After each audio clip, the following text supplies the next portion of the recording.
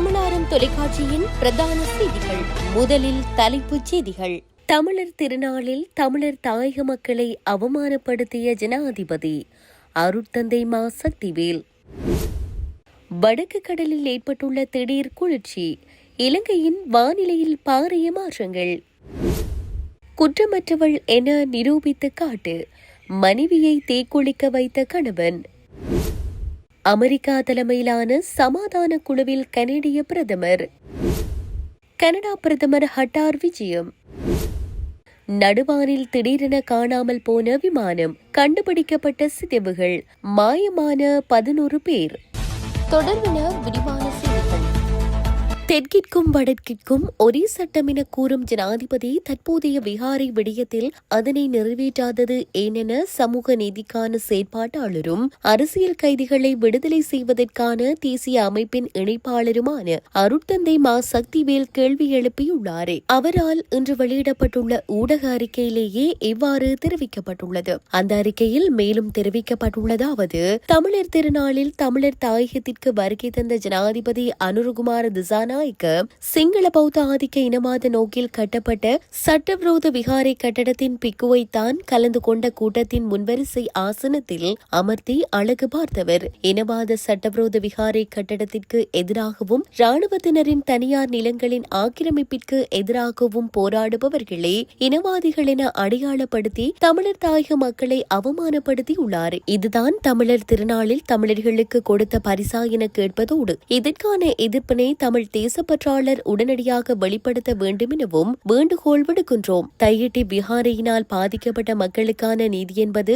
சட்டவிரோத விகாரை கட்டடத்தை அகற்றி மக்களின் காணிகளை மக்களின் கைகளில் கொடுப்பதாகும். அதுவே தமிழர்களுக்கான நீதியாகவும் அமையும். சட்டம் அனைவருக்கும் சமம். தெற்கிற்கும் வடக்கிற்கும் ஒரே சட்டம் என கூறும் ஜனாதிபதி தற்போதைய விகாரை விடயத்தில் அதனை நிறைவேற்ற அதிகாரத்தை பாவிக்காதிருப்பது ஏன்? சட்டவிரோத விகாரைக்கு எதிராக நடவடிக்கை எடுப்பதற்கு ஜனாதிபதி தயங்குவதாகவும் இனவாத சிங்கள பௌத்த பேரினவாதத்திற்கு பயந்து நிற்பதாகவும் நாகவிகாரை பிக்கு ஜனாதிபதி அவரை சந்தித்த பின்னர் ஊடகம் ஒன்றுக்கு கருத்து வெளியிட்டுள்ளார். இனவாதம் மதவாதத்தின் காலடியில் விழுந்து கிடக்கும் ஒருவர் சொந்த காணிகளை கேட்டு நடக்கும் போராட்டத்தினை இனவாதம் என குறிப்பிடுவதில் என்ன நியாயம் உள்ளது? தமிழர்களோடு விழா கொண்டாட வந்த ஜனாதிபதி தமிழர்களின் அரசியல் பண்பாட்டு விழாவினை தமது அரசியல் களியாட்டு விழாவாக்கி மகிழ்ந்துள்ளார். தேசிய மக்கள் சக்தி எதிர்வரும் பிப்ரவரி 4ஆம் திகதியும் அவர்களின் சுதந்திர தினத்திலே தமிழர் தாயகத்தில் அவர்களின் களியாட்ட விழாவாக திட்டமிட்டிருப்பார்கள். தமிழ் மக்களின் மண் பல்வேறு வடிவங்களில் ஆக்கிரமிக்கப்பட்டு பறிபை கொண்டிருப்பது போல எமது தேசிய அரசியலும் தேசிய மக்கள் சக்தியின் போலி அரசியல் களியாட்டங்களால் ஆக்கிரமிக்கப்படும் அபாயம் நிலவுகின்றது. இதற்கும் ஜனாதிபதி எமது மண்ணிலிருந்து எம்மை அவமானப்படுத்தியமைக்கும் முழு எதிர்ப்பினை காட்டவும் எதிர்வரும் சுதந்திர தினத்தை தமிழர் தேசம் தழுவிய கரிநாளாக அரசியல் தலைமைகளும் சிவில் சமூக அமைப்புகளும் மக்களை திரட்டுவதற்கான செயற்திட்டத்தினை முன்னெடுக்க வேண்டும். விடுதலையை மையப்படுத்தியது சமயங்கள். எனவே அனைத்து சமய தலைமைகளும் அவர்கள் சமய மையங்களும் அதற்கான ஒத்துழைப்பை நல்க வேண்டும் எனவும் அவர் கேட்டுக் கொண்டுள்ளார். இலங்கையில் ஏனைய கடற்பகுதிகளுடன் ஒப்பிடுகையில் வடக்கு பிராந்திய கடற்பரப்பில் கடல் மேற்பரப்பு வெப்பநிலை மிக அசாதாரணமாக குறைந்துள்ளதாக யாழ்ப்பாண பல்கலைக்கழகத்தின் புவியியற்றுறை தலைவர் பேராசிரியர் நாகமுத்து பிரதீபராஜா எச்சரிக்கை விடுத்துள்ளார். அவர் வெளியிட்டுள்ள பதிவில் மேலும் குறிப்பிடுகையில், சமீப நாட்களாக வடகடல் பகுதி வளமையை விட அதிக குளிராக காணப்படுகிறது. இந்த மாற்றமானது இலங்கையின் ஒட்டுமொத்த வானிலை பாங்கிலும் தாக்கத்தை ஏற்படுத்த தொடங்கியுள்ளது. வடக்கிலிருந்து ஆரம்பிக்கும் இந்த குளிர்ந்த நீர் கிழக்கு கரையோரம் வழியாக இலங்கையின் தெற்கு பகுதிகளுக்கு கடத்தப்படுவதாக அவர் விளக்கியுள்ளார். இந்த நீரோட்டத்தின் காரணமாக இலங்கையின் தெற்கு பகுதியில் நிலவும் சற்றே அதிகமான கடல் மேற்பரப்பு வெப்பநிலை தற்போது குறைக்கப்பட்டு வருவதாக தெரிய வருகிறது. டித்வா புயல் மறைந்ததை தொடர்ந்து நிலப்பரப்பில் பதிவாகும் வெப்பநிலையில் பெரும் மாற்றங்கள் தென்படுகின்றன. குறிப்பாக கடந்த சில நாட்களாக இலங்கையில் பதிவாகும் அதிகூடிய வெப்பநிலை ரத்தினபுரி மாவட்டத்திலேயே பதிவாகி வருவதாக விரிவுரையாளர் பிரதீபராஜா சுட்டிக்காட்டியுள்ளார். நீ குற்றமற்றவள் என நிரூபித்து காட்டென கூறி மனைவி மீது மண்ணெண்ணெய் ஊற்றி தீப்பெட்டியை கொடுத்து அவரை தீக்குளிக்க செய்த கணவன் காவல்துறையினரால் கைது செய்யப்பட்டுள்ளார். மட்டக்களப்பு முனைக்காடு பகுதியில் நேற்று காலை இந்த சம்பவம் இடம்பெற்றுள்ளதாக கொக்கட்டிச்சோலை காவல்துறையினர் தெரிவித்துள்ளனர். இதுகுறித்து மேலும் தெரிய வருகையில், முனைக்காடு நாகதம்பிரான் கோவில் வீதியை சேர்ந்த கூலி தொழிலாளியான 36 வயதுடைய அனுஸ்வரன் என்பவரே இவ்வாறு கைது செய்யப்பட்டுள்ளார். குறித்த நபர் அதே பிரதேசத்தை சேர்ந்த 31 வயதான பிரகலாதேவி என்பவரை திருமணம் முடித்து வாழ்ந்து வரும் நிலையில் சம்பவ தினத்தன்று காலை கணவன் மனைவிக்கிடையே தகராறு ஏற்பட்டுள்ளது.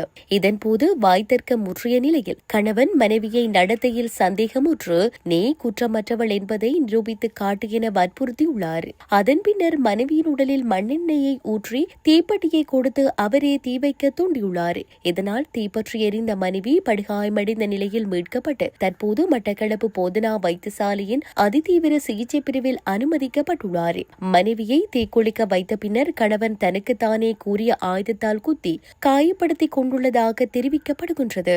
இதனையடுத்து மனைவியை கொலை செய்ய முயன்றமை மற்றும் தன்னைத்தானே காயப்படுத்திக் கொண்டமை ஆகிய குற்றச்சாட்டுகளின் கீழ் கொக்கட்டிச்சோலை காவல்துறையினர் அவரை கைது செய்துள்ளனர். கனடா பிரதமர் மார்ஹார்னி கட்டாருக்கு அதிகாரப்பூர்வ பயணம் மேற்கொண்டுள்ளார். இந்த பயணத்தின் மூலம் கனடா கட்டார் இருதரப்பு உறவுகளை மேலும் வலுப்படுத்தவும் கனடாவில் வணிக முதலீடுகளை ஈர்க்கவும் அவர் திட்டமிட்டுள்ளதாக அதிகாரிகள் தெரிவித்துள்ளனர். 2 நாள் பயணமாக கட்டாரில் தங்கும் ஹார்னி அந்நாட்டு வணிக மற்றும் அரசு தலைவர்களுடன் சந்திப்புகளை நடத்தவுள்ளார். பதவியில் உள்ள கனடா பிரதமர் ஒருவர் கட்டாருக்கு செல்லும் முதல் பயணம் இதுவாகும். தூதரக மற்றும் பாதுகாப்பு துறைகளில் முக்கிய பங்கு வகிக்கும் ஒரு வளர்ந்து வரும் கூட்டாளியாக கட்டார் மாறி வருவதால் அந்த உறவை வலுப்படுத்தவே இந்த பயணத்தின் முக்கிய நோக்கம் என கனடிய உயர் அதிகாரி ஒருவர் தெரிவித்துள்ளார். காசாவில் அமெரிக்கா தலைமையில் அமைக்கப்படும் சமாதான குழுவில் இணையுமாறு அமெரிக்க அதிபர் டொனால்டு டிரம்ப் விடுத்த அழைப்பை கனடா பிரதமர் மார்ஹார்னி ஏற்க உள்ளதாக தகவல்கள் வெளியாகியுள்ளது. சீனாவிலிருந்து புறப்படும் முன்னர் செய்தியாளர்களிடம் பேசிய கனடா அரசின் மூத்த அதிகாரி ஒருவர் அந்த அழைப்பு அதே நாளில் வந்ததாக தெரிவித்தார். ஹார்னி இந்த அழைப்பை ஏற்க முடிவு செய்திருந்தாலும் அதிகாரப்பூர்வமாக இன்னும் ஒப்புதல் அளிக்கவில்லை என்றும் கூறப்படுகிறது. வெள்ளிக்கிழமை வெள்ளை மாளிகை வெளியிட்ட அறிவிப்பில் டொனால்டு ட்ரம்ப் இந்த சமாதான குழுவின் தலைவராக செயற்படுவார் என்றும் அமெரிக்க வெளியுறவுத்துறை அமைச்சர் மார்க்கோ ரூபியோ, ட்ரம்பின் சிறப்பு தூதுவர் ஸ்டீவ், அவரது மருமகன் ஜெரார்ட் குஷ்னர் மற்றும் முன்னாள் பிரிட்டன் பிரதமர் டோனி பிளேர் உள்ளிட்டோர் உறுப்பினர்களாக இருப்பார்கள் என்றும் தெரிவிக்கப்பட்டது. அந்த அறிக்கையில் மார்ஹார்னியின் பெயர் இடம்பெறவில்லை. குழுவில் அவர் எந்த வகையான பங்கை வகிப்பார் என்பது தெளிவாகவில்லை. ட்ரம்ப் தலைமையிலான இந்த குழு இஸ்ரேல் ஹமாஸ் இடையிலான 2 ஆண்டுகளுக்கு மேலான மோதலுக்கு பிறகு ஏற்பட்டுள்ள போர் நிறுத்தத்தை மேற்பார்வை செய்வதோடு காசா பகுதியின் மறுசீரமைப்பையும் கண்காணிக்கும் என தெரிவிக்கப்படுகிறது. 11 பேருடன் காணாமல் போன இந்தோனேசிய விமானத்தின் சிதைவுகளை அந்நாட்டு அதிகாரிகள் கண்டுபிடித்துள்ளனர். அதன்படி இந்தோனேசியாவின் தெற்கு சுலுவீசியில் உள்ள புலுசருன் மலையில் இந்த விமானத்தின் சிதைவுகள் அதிகாரிகளால் கண்டுபிடிக்கப்பட்டுள்ளன. விமானத்தின் சிதைவுகள் கண்டுபிடிக்கப்பட்டாலும் அதில் இருந்தவர்கள் குறித்து எந்த தகவல்களும் வெளியாகவில்லை என தெரிவிக்கப்படுகிறது.